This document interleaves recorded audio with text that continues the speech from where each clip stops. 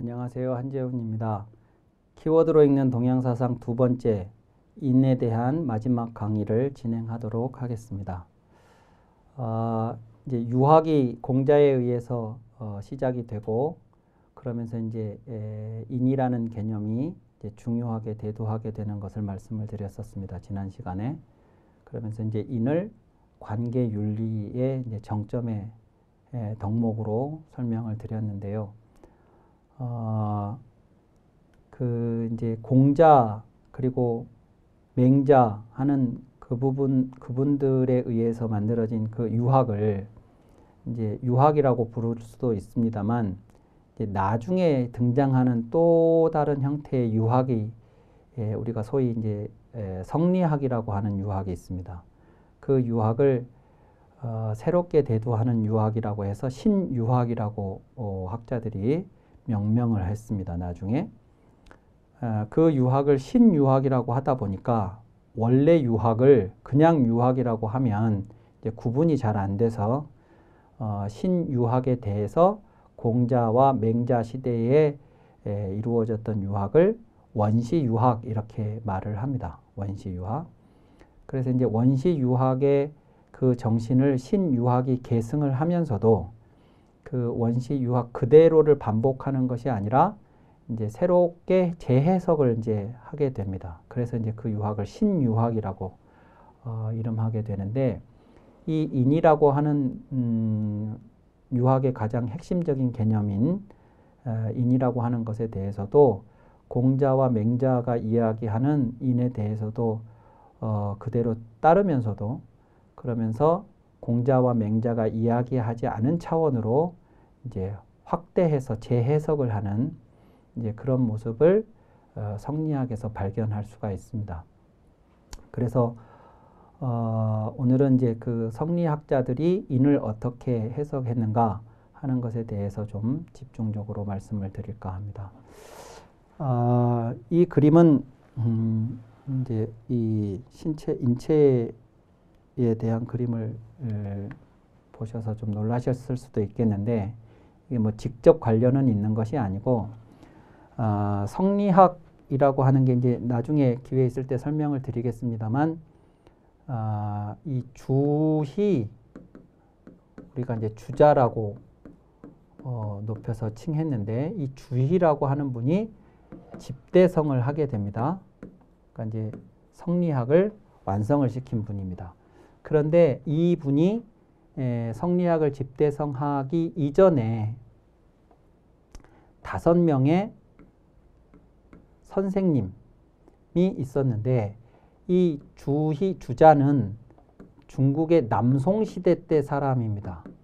송나라가 남쪽으로 밀려 내려온 이후에 이제 활동했던 인물이라 남송시대 인물이라고 보는데, 송나라의 수도가 아직 북쪽에 있었을 때, 그때를 이제 상대적으로 북송시대라고 하죠. 그 북송시대에 5명의 선생님이 있었습니다. 이 5명의 선생님이 주자가 성리학을 집대성하는데 큰 영향을 끼치게 되는데, 그 첫 번째가 염계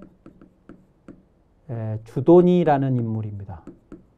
두 번째가 명도 정호라는 인물이고, 세 번째가 이천 정의라는 인물이고, 그 다음에 네 번째 횡거 장제라는 인물이 있습니다.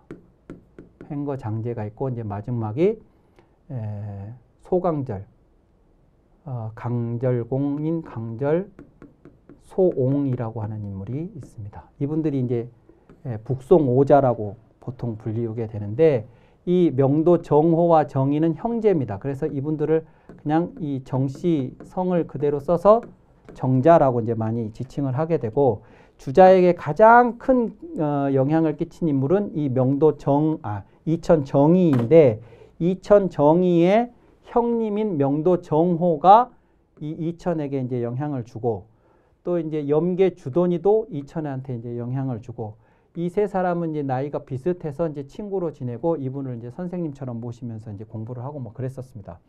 이때 이 명도 정호가 형님인데, 저 형님인 명도 정호가 40대에 비교적 일찍 세상을 뜨게 됩니다. 그래서 이제 동생인 이천정의는 이제 70 넘어까지 살아서 그래서 이제 많은 일들을 할 수가 있었지만 정호는 그렇지는 못했죠. 그러나 이제 이 명도 정호가 훨씬 더 기상도 발랄했고 그다음에 이제 일종의 이제 천재형의 인물이었었습니다. 그래서 이제 자기 동생에게 준 감명이 되게 많았는데 이 명도 정호가 남긴 글들을 그리고 동생인 이천정의가 남긴 글들을 모아놓은 게 이정유서입니다. 이 이정이라는 게 두 명의 정씨라는 뜻이에요. 그 이정유서 중에 이런 글이 명도 정호의 글이 남아 있습니다. 어떤 글이냐면 의서에서는 손발이 마비되는 것을 불인이라고 하는데 그랬습니다. 그러니까 의서에서는 라면 의서라는 게 뭐냐면 이 뭐 동의보감 같이 한의학 서적입니다. 그래서 이제 제가 요거를 그림을 여기 넣은 것인데 의서에서는 손발이 마비되는 것을 불인이라고 하는데 그랬습니다. 그러니까 이제 우리는 마비라고 이렇게 표현을 하지만 의서에서는 이런 증상을 마비 증상을 불인 이렇게 표현을 한다는 거예요. 그럼 그 얘기는 무슨 얘기냐면 요 손이나 손끝이나 발 이런 데가 마비가 된다는 것은 신경이 통하지 않는다는 얘기죠. 그것을 불인이라고 하면 신경이 끝까지 말초신경까지 잘 전달이 되는 것은 상대적으로 뭐라고 하겠습니까? 전달이 안 되는 걸 불인이라고 하면 전달이 잘 되는 걸 인이라고 하지 않겠습니까? 그러니까 인이냐 불인이냐는 한마디로 뭐냐? 말초신경까지 이 신경이 잘 소통이 되냐 안 되냐의 문제다 이런 거죠. 의서에서는 손발이 마비되는 것을 불인이라고 하는데 이 말이 이 의서의 이 표현이 인한 사람은 천지 만물을 한 몸으로 여기기 때문에 그 어떤 것도 자기 자신 아닌 것이 없다는 사실을 가장 잘 보여준다. 이거예요. 자, 그러니까 신체에서 신경이 말초신경까지 소통이 잘 되냐 안 되냐의 문제로 인과 불인의 그 차이점을 설명한 다음에 명도 정호가 하고 있는 것은 뭐냐면 우리 몸뿐만 아니라 나를 둘러싸고 있는 이 세상 천지의 안에 있는 만물 하나하나에까지 내 신경이 도달하냐 안 하냐 그 문제. 인한 사람은 천지 만물을 한 몸으로 여기니까 이게 전부 내 몸이에요. 그렇기 때문에 그 어떤 것도 이 천지 만물 중에 그 어떤 것도 나 아닌 것이 없어요.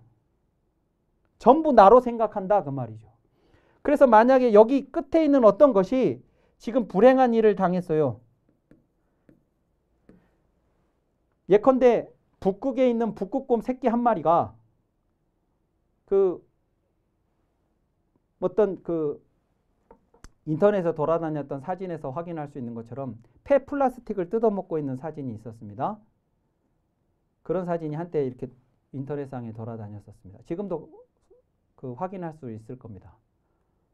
그러면 내가 모르겠습니다만 내가 죽기 전까지 북극에 갈 일이 있을지 없을지 모르겠습니다. 저도.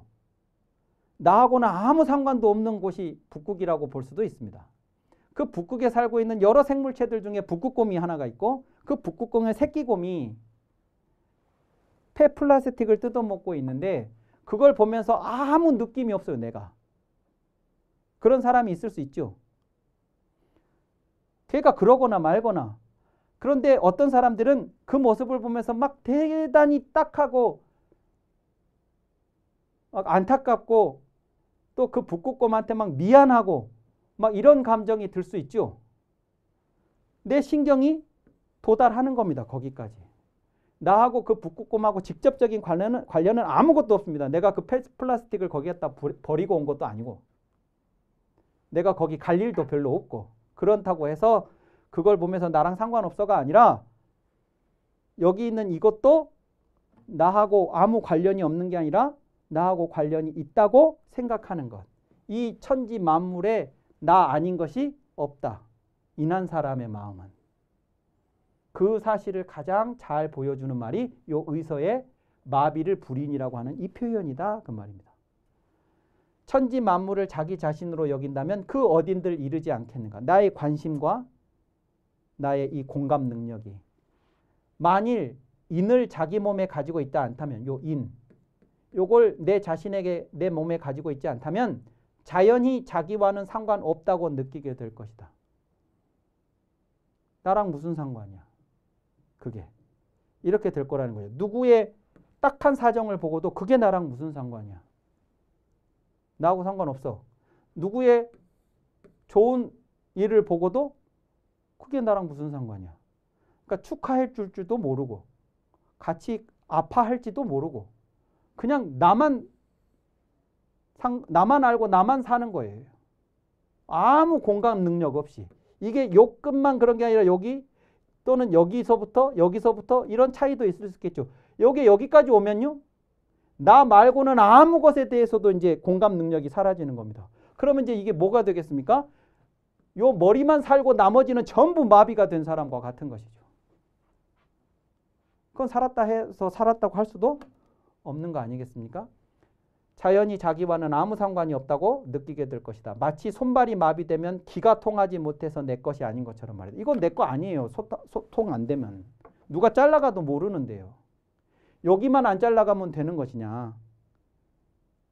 여기만 살아있으면 살아있는 거냐. 이게 다 살아야 살아있는 거지. 나만 살면 되냐. 천지 만물이 다 같이 살아야 사는 거지. 이 사람의 마음이 인자의 마음이라는 거예요. 이게 그 공자맹자의 원시 유학에서는 이런 생각이 나타나지 않아요. 이런 표현이 나타나지 않아요.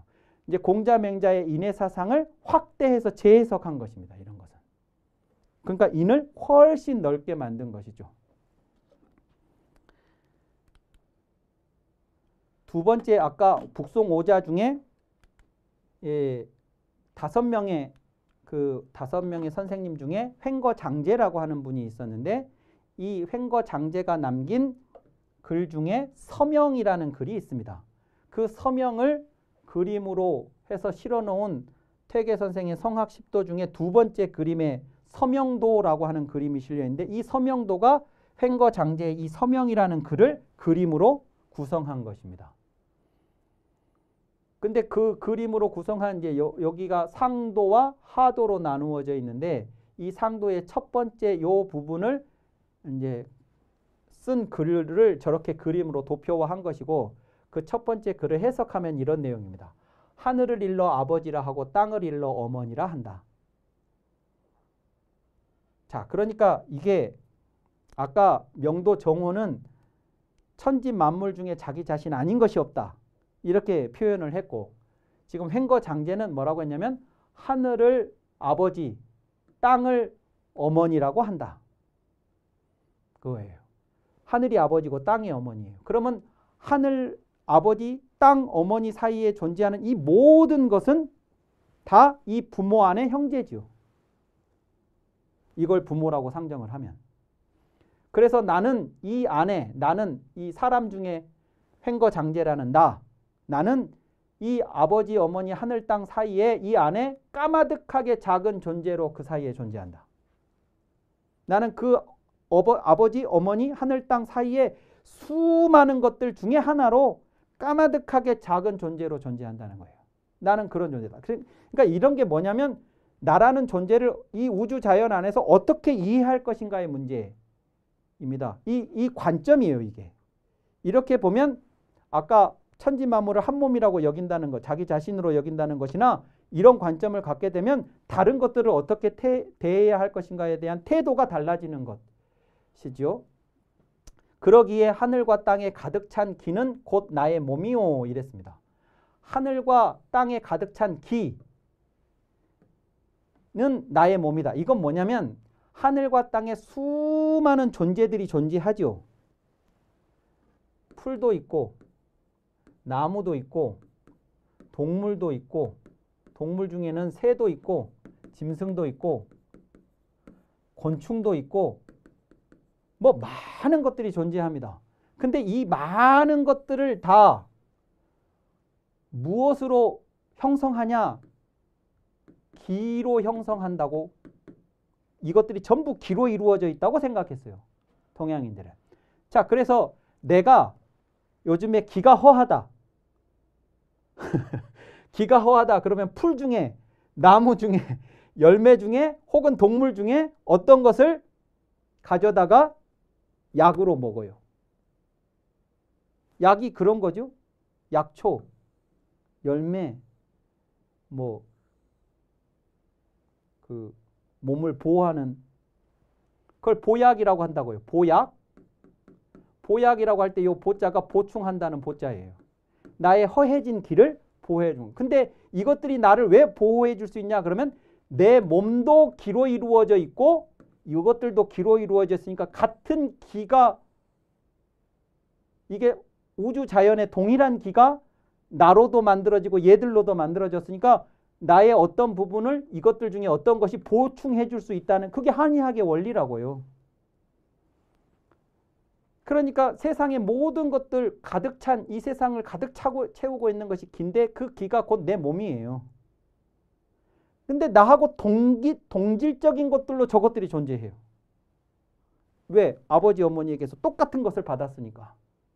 이런 거죠. 또 하늘과 땅을 이끄는 리는 나의 본성이다. 그러니까 요건 원리 혹은 섭리. 이 우주 자연에 이것들이 존재하는 방식이 어떤 원리와 섭리를 가지고 그 안에서 존재한다고 보는 거죠. 그랬을 때 나무, 풀 한 폭이, 동물들, 곤충 하나까지도 다 각각의 원리, 섭리가 있어요. 인간에게도 그 원리와 섭리가 들어있어요.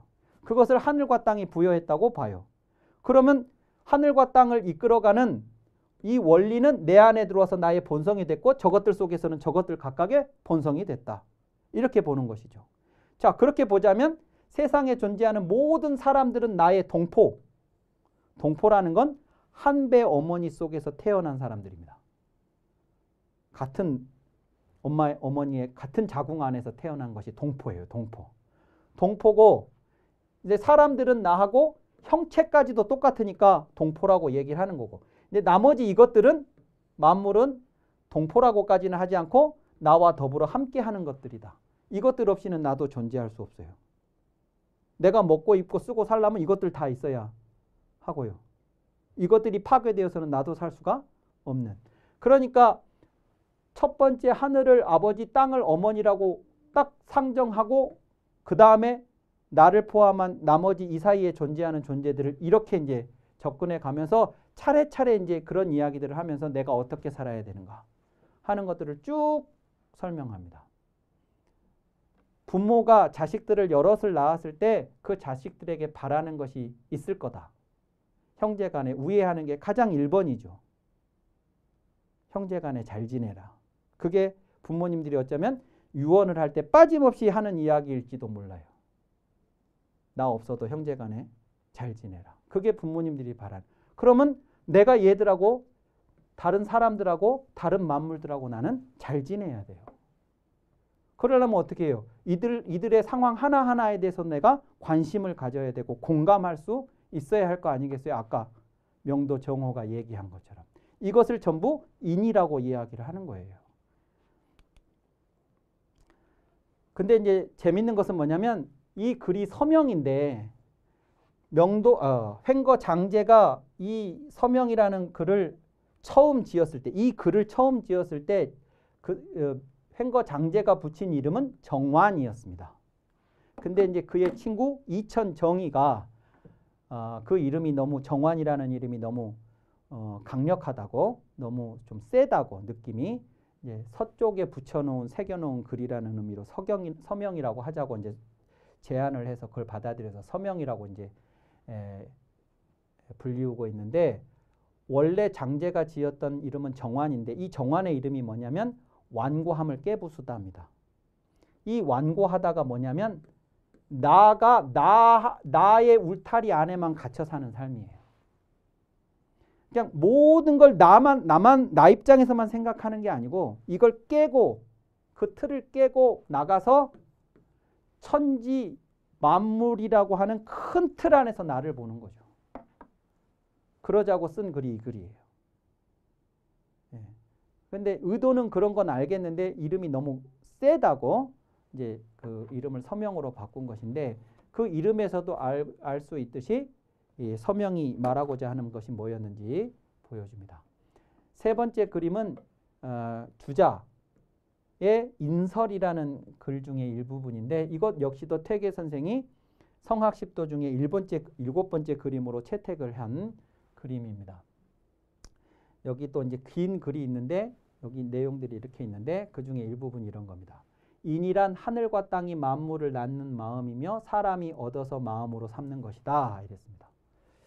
인이란 하늘과 땅이 만물을 낳는 마음. 이게 뭐냐? 봄마음, 봄의 마음이에요.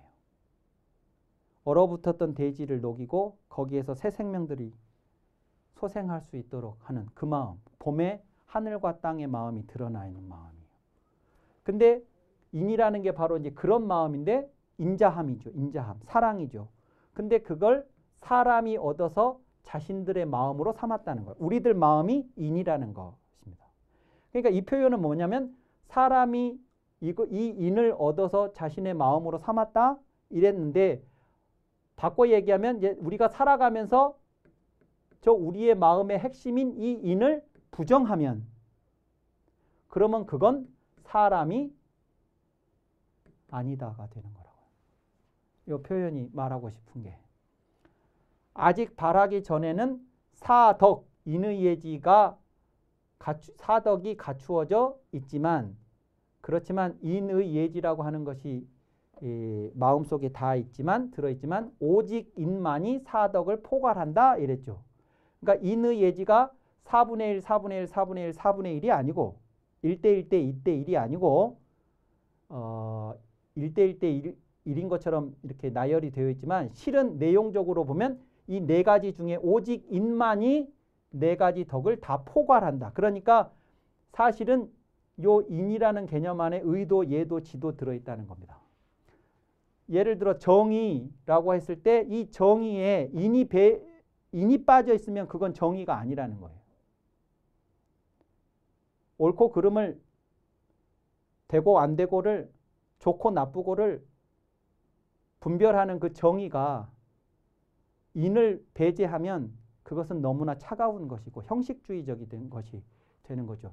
예라고 하는 것에 인이라고 하는 그 상대방에 대한 사랑 이것이 배제가 되어 있으면 그건 허례허식이에요.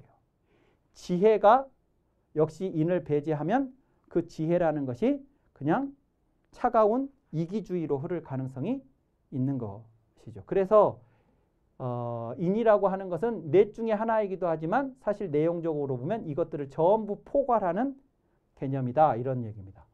이미 발하였을 때는 그 사덕이 사단이 되는데 사단이 드러나지만 이 사단 중에 측은 수호 사양 시비하는 측은지심 수호지심 사양지심 시비지심하는 이 사단 중에서 오직 측은만이 사단을 관통한다 이랬죠. 이 수호지심 사양지심, 시비지심 안에 다 그 상대방을 측은하게 여기는 그 공감 능력이 들어 있어야만 한다는 것이에요. 그래서 인이라고 하는 게 사실 넷 중에 하나가 아니라 넷을 포괄하는 개념이라면 맨 앞에 우리가 이 강의를 시작했을 때 흥인지문이라고 할 때 이 흥인이라고 하는 이 염원을 담고 동대문을 세웠는데 그 동대문이 내려앉는다는 게 이 흥인이라는 염원이 내려앉는다고 생각을 했을 때 것은 말하자면 인 하나가 내려앉는 게 아니라 이런 것 그리고 앞에서 이야기했던 그 인에 대한 그런 내용들이 우리나라에서는 실현이 안 될 것인가 하는 불길한 징조인가? 라는 것으로 받아들였을 거라는 겁니다. 그래서 거기에 갈 지자를 넣어서 균형을 맞추고자 했다 하는 것입니다. 그래서 전통시대 혹은 동양사상에서 이 인이라고 하는 게 얼마나 중요하게 여겨졌었는가. 그리고 그 내용으로도 나를 넘어서 타인으로 그 타인을 넘어서 다시 천지 만물로 이렇게 나아가고자 했었던 동양사상을 잘 담고 있는 개념이 인이다. 이렇게 말씀드릴 수가 있겠습니다. 이상으로 키워드로 읽는 동양사상 두 번째 인에 관한 강의를 모두 마치도록 하겠습니다. 감사합니다.